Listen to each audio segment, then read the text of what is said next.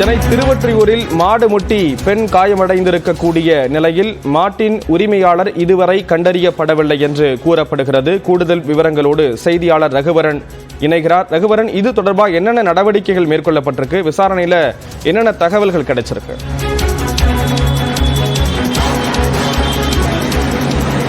ராம், நாம் தற்போது நேற்று 10 பேரை முற்றி தள்ளிய இந்த எருமை மாடு முட்டிய பகுதியில் தான் நம்ம தற்போது இருக்கிறோம். இதில் கடுமையாக பாதிக்கப்பட்ட மதுமதி என்ற பெண் இரண்டு தொடைகளிலும் கடுமையாக பாதிக்கப்பட்டு தலையிலும் கடுமையாக அடி ஏற்பட்டு அவர் மருத்துவமனையில் அனுமதிக்கப்பட்டிருக்கிறார். அந்த பெண் எப்படி தாக்கப்பட்டார் எருமை மாடான்ற சிசிடிவியை பார்க்கும் போதே நமக்கு பதற வைக்கக்கூடிய சூழ்நிலையில் இருக்கிறது. அந்த மதுமதியினுடைய மாமியார் அவர்கள் நம்முடன் இருக்கிறார். அவரது 2 குழந்தைகளும் இருக்கிறது.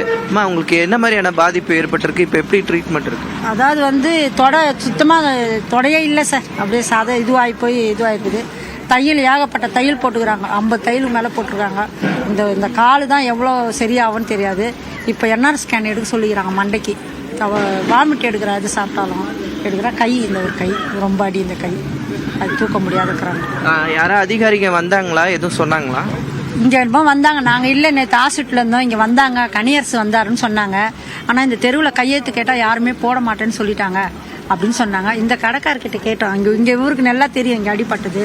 கேட்டால் நாங்கள் எப்படி இங்கே போலீஸில் கம்ப்ளைண்ட் பண்ணிவிட்டு நாங்கள் எப்படி மாட்டுக்காரங்க என்ன சண்டை பட்டா எப்படி, அதெல்லாம் எங்களால் போட முடியாதுன்னு கரெக்டாக பேசினாரு. இதே போன்ற இந்த பகுதியில் 10க்கும் மேற்பட்டவர்களை அந்த மாடு முட்டிட்டு போயிருக்கு. அது மட்டும் இல்லாமல் மதுமதியை அந்த எருமை மாடிடம் இருந்து மீட்ட அந்த சலவை தொழிலாளி நம்மிடம் இருக்கிறார். அவரிடம் கேட்கலாம். அன்னைக்கு என்ன ஆச்சு சார்? அது சார் ஒரு 2:30 மணி இருக்கு சார். நான் லஞ்சு முடிச்சுட்டு வந்தேன்.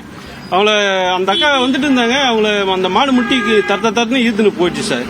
அங்கே இருக்கிற வண்டி, 2 வீலரு, பைக்கு பார்த்தீங்கன்னா, காரு பார்த்தீங்கன்னா அவங்க தலை ஃபுல்லாக அடிச்சுன்னா போகுது. சரி, அவங்கள காப்பாற்றலான்னு சொல்லிட்டு நானும் ஓடினேன். ஓடி பார்த்தீங்கன்னா அவங்கள காப்பாற்றி அந்த தலையில் இருந்த துணியை ரிலீவ் பண்ணிட்ட பிறகு என்ன தூக்கி கீழே அடிச்சிருச்சு சார். நான் திரும்ப பார்த்தீங்கன்னா சுதாரிச்சு அந்த மாட்டை பிடிச்சி ஈத்து மரத்தில் கட்டிட்டு அவங்களுக்கு 108க்கு கால் பண்ணி சொல்லுங்க, அவங்க இட்டுட்டு போட்டு சொல்லிட்டு நான் சுகா ஹாஸ்பிட்டல் போயிட்டு. மாடை எப்படி பிடிச்சிங்க? எத்தனை பேரை அடிச்சிச்சு? அது மாடை நான் ஒண்டி தான் சார் கொம்ப பிடிச்சேன். அது பார்த்தீங்கன்னா அந்த அக்காவையும் என்னையும் தான் அடிச்சது. இங்கே உள்ள பார்த்தீங்கன்னா எங்கள் 2 பேர் மட்டும் தான் அடிச்சு, மீதி பேர் யாரையும் இது பண்ணலை. அதுக்கப்புறம் பார்த்தீங்கன்னா மாட்டை மரத்தில் பிடிச்சி கட்டிட்டு நான் ஹாஸ்பிட்டலுக்கு போயிட்டேன் சார். தற்போது இந்த மாடை கூட மாநகராட்சி அதிகாரிகள் பிடித்திருக்கக்கூடிய நிலையில மாடு யாருடையது என்பது தொடர்பான விசாரணையும் தற்போது நடத்தி வருகிறார்கள். விரிவான விவரங்களை கொடுத்தீங்க ரகுவரன். மாடு முட்டி காயமடைந்திருக்கக்கூடிய நிலையில் அதற்கு உரிய நடவடிக்கை எடுக்கப்பட வேண்டும் அப்படிங்கறதான் பல்வேறு தரப்பினருடைய கோரிக்கையா இருக்கு. இப்போ காவல்துறை தரப்புல இது தொடர்பாக என்ன சொல்றாங்க ரகுவரன்?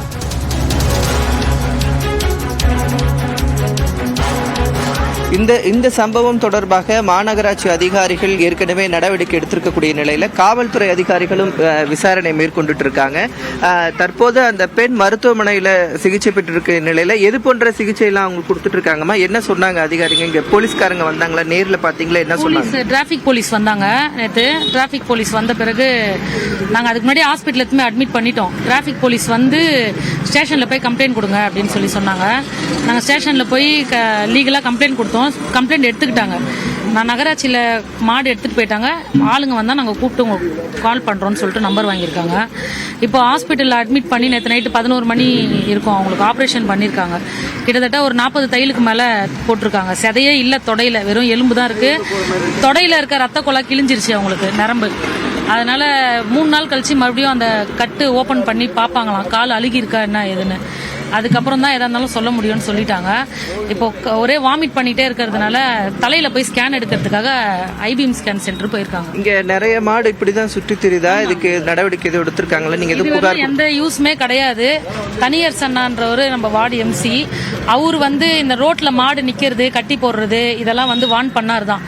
கரெக்டா பண்ணிட்டு இருக்காரு. பட் ஆனா நேத்து வந்த மாடு ரோட்லயே நிக்கிறது. அதே மாதிரி இந்த உடையார் மாளிகை கிட்ட அம்மா ஹோட்டல் ஆப்போசிட்ல ஒரு மாட்டுக்கோட்டை வச்சிருக்காங்க. அங்கேயும் எப்படின்னா இஷ்டத்துக்கு அவுத்து விட்டுறாங்க. வெளியவே மாடு ரோட்லயே படுத்துட்டு இருக்கு. அப்படியே சதன்னு பாத்ரூம் போறது எல்லாம் அப்படியே தான் இருக்கு. இது எந்த பிரயோஜனமும் கிடையாது. கொஞ்சம் இதுக்கு மட்டும் கவர்மெண்ட் இன்னைக்கு நேத்து நடந்த விஷயத்துக்கு கண்டிப்பா ஆக்ஷன் எடுக்கணும். இல்லைன்னா கண்டிப்பா இன்னைக்கு ஈவினிங் நாங்க இங்க சாலை மறியல் பண்ணுவோம். ஏன்னா அவங்க அந்த அடிப்பட்டவங்க எங்க அண்ணி தான். அவங்களுக்கு 2 வயசுல குழந்தை இருக்கு.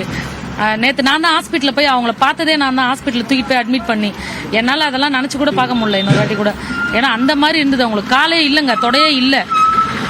அவங்க ஒரு ஃபேமிலியில் லேடி படுத்துட்டாங்கன்னா அப்புறம் அந்த ஃபேமிலியில் என்ன இருக்குது சொல்லுங்கள். அவங்க ஹஸ்பண்ட் எங்கள் அண்ணன் வந்து டிரைவர், ஒரு வேன் டிரைவர், வண்டி ஓட்டி தான் அவங்க ஃபேமிலி அவன் ரன் பண்ணிட்டு இருக்கான்.